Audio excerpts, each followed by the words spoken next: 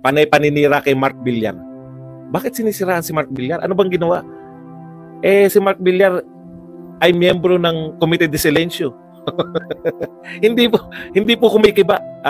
Ito, real talk tayo. Hindi po kumikibo si Mark Villar. Walang involved na kontrobersya.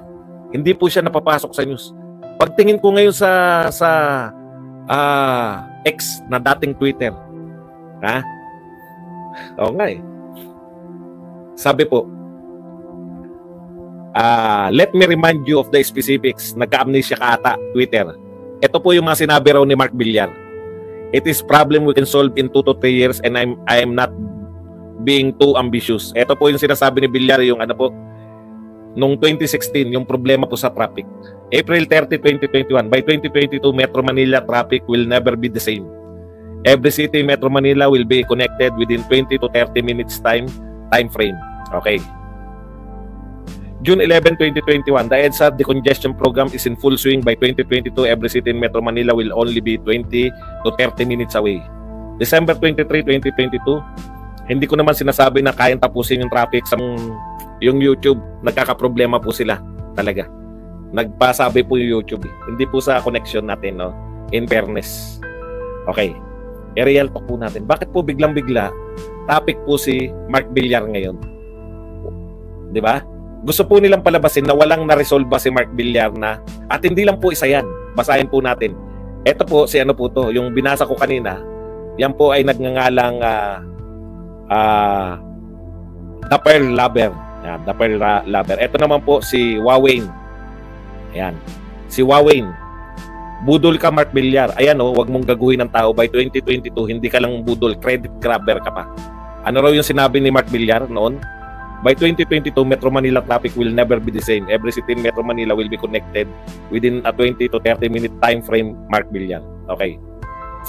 Ano pa po? Bruce Willis Rebillame. Kumusta kaya itong damo na si Mark Villar na palpak na DPWH Secretary? Wala pong meron po ba nangyari ngayon kay Mark Villar na pulmalpak? Bakit ngayon po nila sinasabi to January? Okay. Nung si Mark Villar po ang secretary ng DPWH, panay po puri natin kasi mayat-maya may mga binubuk sa mga highway, no? Pero ngayong panahon na ni Marcos, tinitira nila si Villar. Okay, asan pa? Natupad ba ni Mark ito naman si Levy Wong. Natupad ba ni Mark Villar yung pangako niya by 2022 na hindi na traffic sa EDSA? Oops. Mark Villar left the group. Yan. Ito pa, Mac B. Lemos. Politikong-politiko dating ni Mark Villar sa simula nangangako, pag sumablay may handang palusot. Mark Villar left the group, sabi naman ni Zambi.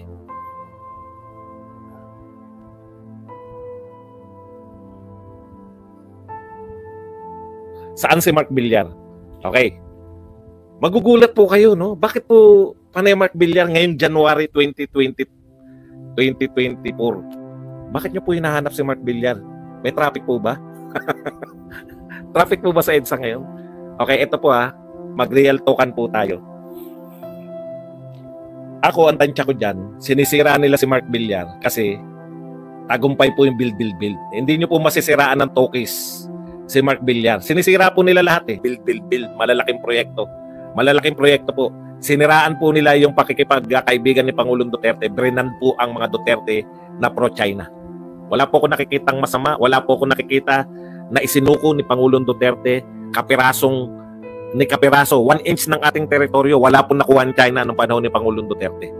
So kung totoong pro-China si Pangulong Duterte, dapat napamigay na niya.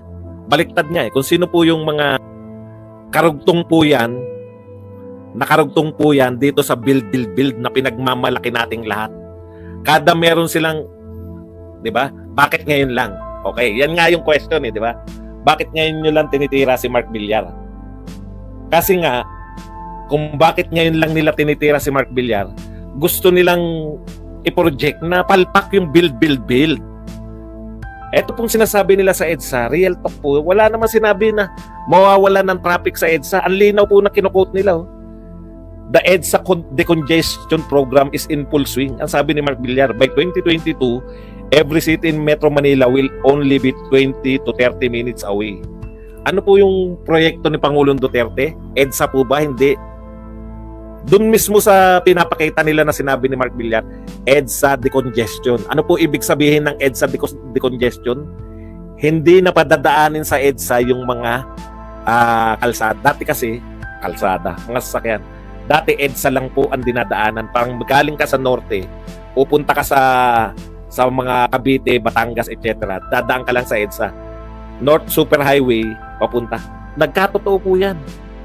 Kami po hindi na dumadaan sa EDSA. Nakakarating po kami, pagpupunta po kami ng Tagaytay, mula po rito sa Bulacan. Ang project, EDSA decongestion. Hindi EDSA mawawala ng traffic sa EDSA. Traffic pa rin sa EDSA, pero meron ka ng alternative way. Kung ayaw mong matraffic, pwede kang hindi dumaan sa EDSA. Yan yung mga skyway. Yan yung pinag-connect-connecta yung north and south.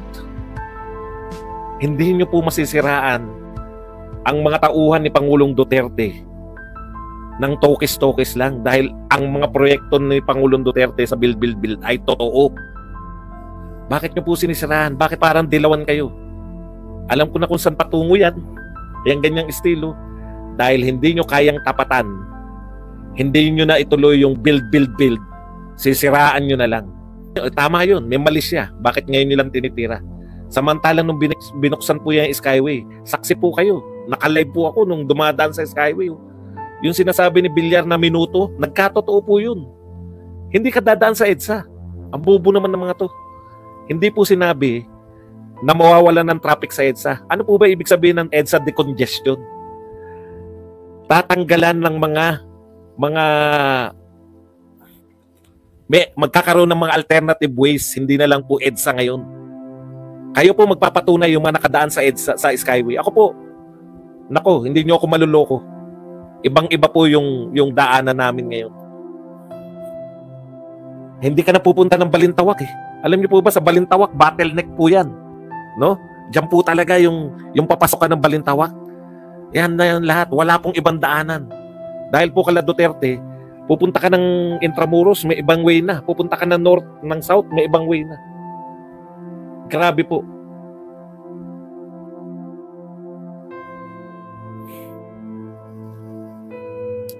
Napakaganda po ng proyekto ni Pangulong Duterte na build. Huwag niyo pong siraan. Wala pong maniniwala sa inyo. Grabe oh. Nagtaka ko 8 hours ago. Binugbog tayo ng Villar. Ano ba nangyari kay Villar? Nagmalaki ba siya? Kinakailangan po nilang siraan yung build. Kasi hindi po nila mapapantayan. Hindi na po nila madudugtungan yung build. Siraan na lang. Di ba ganun si Cory? Wala kaming mapapatayo na katulad ng mga pinatayo ni Pangulong Marcos. Wala kaming magiging San Juanico Bridge, wala kaming magiging cultural center, wala kaming lahat. Wala kaming mga dam na may papatayo, siraan na lang namin. Parang awa nyo naman, no? Walang sinisira ninyo, hindi si Pangulong Duterte.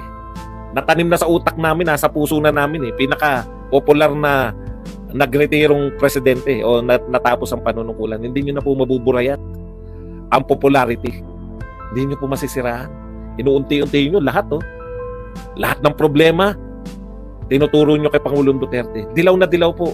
Kayo po, dati kaming ka-unit team nyo, kayong Marcos administration, kung ang nag-handle sa mga PR nyo ngayon ay mga dilawan na, hindi po yan nanalo. Dekada kayo mismo, Pangulong Marcos, yung pamilya ninyo, dekadang siniraan ng mga dilawan, pero nakabalik kayo sa Malacanang. Ibig nyo sabihin, sisiraan nyo lang yung mga Duterte, hindi naman nanalo si Sara? Imposible. Nangyari na sa inyo yan.